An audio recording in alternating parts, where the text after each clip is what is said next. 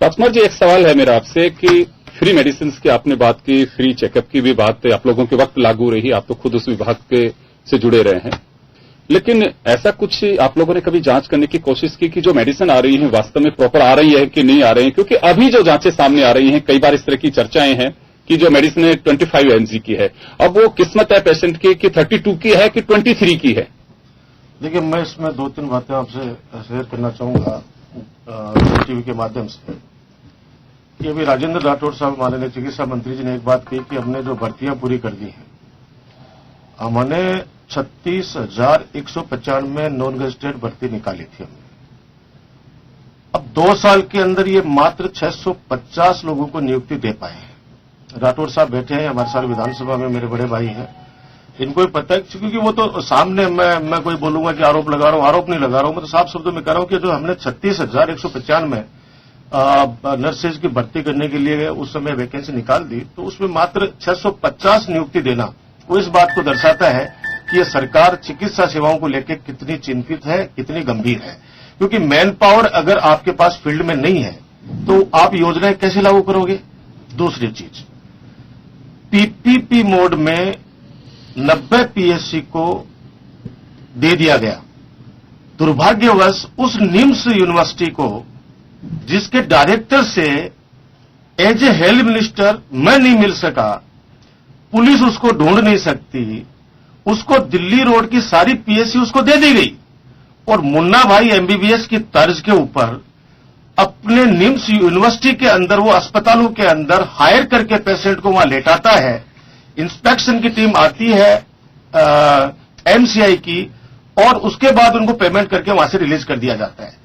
मैं सीधा मेरा आरोप है और मुझे तकलीफ है इस बात की, जो मेरे को ही नहीं 7 करोड़ राजस्थान के लोगों को तकलीफ है कि आपने एक रेफरल सिस्टम लागू कर दिया, एक दलाल छोड़ दिए आपने सरकारी अस्पतालों के अंदर। जो वहां पे पेशेंट आएगा वो डॉक्टर सीधा कहेगा कि जा तू तो निम्स में भर्ती हो जा, सोनी हॉस्पिटल में भर्ती हो जाए, या जिस भी सेठ ने लिया है वो गोद उसको ले ली। आप 33 लाख रुपए सालाना एक पीएससी को दे रहे हो। उस पीएससी के अंदर 6 से 7 सब सेंटर है। मैं कह रहा हूं कि सरकार डॉक्टर नहीं ला सकती, ये कहते हैं कि डॉक्टर हमारे पास नहीं है, तो सरकार के पास डॉक्टर नहीं है तो ये निम्स जैसे, तोमर जैसे लोग कहां से लेके आ जाएंगे, मुझे समझ में नहीं आ रहा। और बीसीएमओ उसको मॉनिटरिंग करेगा।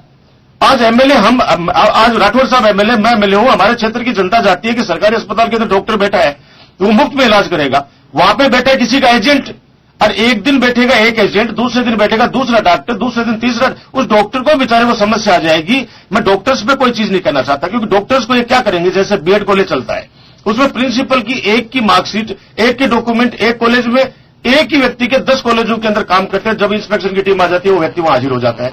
एक डॉक्टर से ये 8 पीएससी का संचालन करेंगे, जो सीधा नुकसान गरीब लोगों को होगा जो चिकित्सा व्यवस्था करना चाहते हैं। मैं कहना चाहता हूं मुख्यमंत्री निःशुल्क दवा योजना को, हमारे आदरणीय मुख्यमंत्री जी ने कहा था कि यह तो जहर है, तो गुजरात वाले, मोदी जी के स्टेट वाले, आनंदी पटेल जी ने अभी क्यों कहा है कि मैं राजस्थान का मुख्यमंत्री निःशुल्क योजना मॉडल लागू करना चाहती हूं? जब गुजरात के लोग तो इसको चाहते हैं और राजस्थान के लोग, राजस्थान के नेता नहीं चाहते। क्यों? क्योंकि सीधा इस गरीब आदमी को उसका फायदा मिल रहा था। मेरा कहने का तात्पर्य है, मैं आरोप नहीं लगाना चाहता, मैं कुछ नहीं करना चाहता, मैं रिक्वेस्ट करना चाहता हूं कि आप सब चीजों के अंदर रिसर्जेंट कर लो आप, लेकिन चिकित्सा व्यवस्था को भी रिसर्जेंट करो। राजस्थान को तो आपने मरा हुआ राजस्थान था उसको पुनर्जीवित कर लिया, अब चिकित्सा व्यवस्था को भी तो आप पुनर्जीवित करो ताकि गरीब आदमी को उसका फायदा मिल सके। 86% आईएमआर दर्ज की गई है। आप अंदाज लगा लो कि शिशु मृत्यु दर 2014 और 15 के अंदर 86% बढ़ गई है। इससे बड़ी बात और क्या हो सकती है कि आप उन नवजात शिशुओं को उनको नहीं बचा सकते तो आप किसी दूसरे व्यक्ति को कैसे मदद की हम कल्पना कर सकते हैं सरकार? जी मदन जी, आप खुद भी ग्रामीण बेल्ट से भी जुड़े हुए हैं, बीजेपी के लंबे समय से, अब तो सरकार के सिस्टम से भी आप जुड़े हुए हैं। जो आरोप राजकुमार शर्मा लगा रहे हैं पिछले दिनों सबके सामने भी थी, ये कोई ऐसे नहीं, रिपोर्ट है बाकायदा कि यहाँ पे चाइल्ड डेथ जो है उसका रेशो बढ़ता जा रहा है, कुपोषण की स्थितियां बनती जा रही हैं।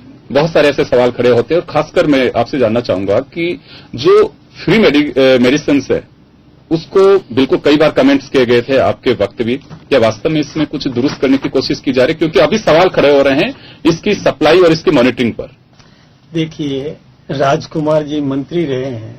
मैं एक बात आपसे बताना चाहूंगा कि जैसे फ्री मेडिसिन की आपने जो योजना निकाली, हम उसका विरोध नहीं कर रहे हैं, लेकिन इसके साथ यदि आप जनता का भला करना चाहते तो आप दवाओं पर से टैक्स हटा देते। इससे आम नागरिक को लाभ मिलता कि सभी दवाएं सस्ती हो जाती और कोई भी व्यक्ति कहीं भी दवा खरीदे तो उसको लाभ मिलता। कौन प्राइस? आपकी भावना ये नहीं थी। नहीं, ये प्राइस तय करता है, टैक्स आप लगाते हैं, सरकार लगाती है।